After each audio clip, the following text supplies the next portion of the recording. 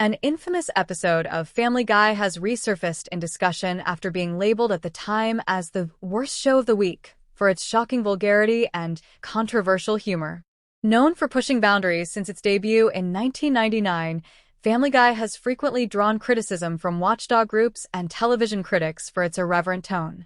However, this particular episode stood out so strongly that it became a focal point in the debate over what is acceptable in primetime animated comedy. The episode in question, which originally aired during the show's early run, quickly became notorious for jokes and scenes that many considered to cross the line of good taste. While Family Guy had always embraced edgy humor, the sheer intensity of offensive material packed into this installment caught viewers and reviewers off guard. Critics at the time argued that the show leaned more into shock value than clever satire, relying on crude gags that were designed to provoke outrage rather than laughter.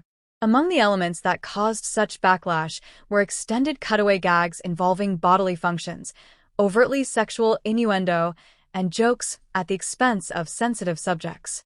Though some longtime fans defended the humor as part of the series' identity, others admitted that the episode felt unusually excessive. The Parents Television Council, which has repeatedly clashed with the series over its content, cited the episode as a prime example of television failing to maintain appropriate boundaries for younger viewers. Their labeling of the episode as the worst show of the week brought even more public attention to it. For Seth MacFarlane and the creative team, controversy was hardly unfamiliar.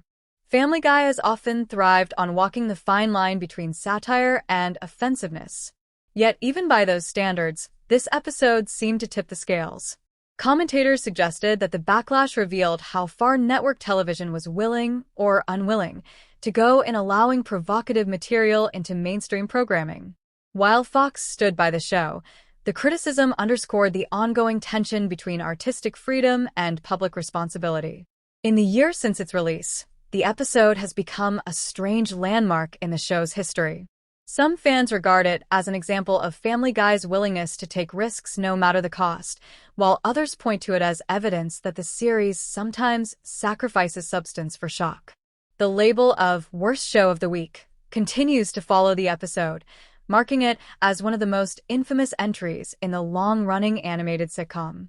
Looking back, the controversy reflects how Family Guy carved out its cultural identity by refusing to soften its approach, even when that meant alienating certain audiences. The episode's legacy is a reminder of the thin line between daring comedy and distasteful excess, and how that line is perceived differently by viewers and critics. Even now, as Family Guy remains on the air with over 2 decades of episodes, the memory of that particularly vulgar installment serves as both a cautionary tale and a testament to the show's impact on the landscape of television comedy.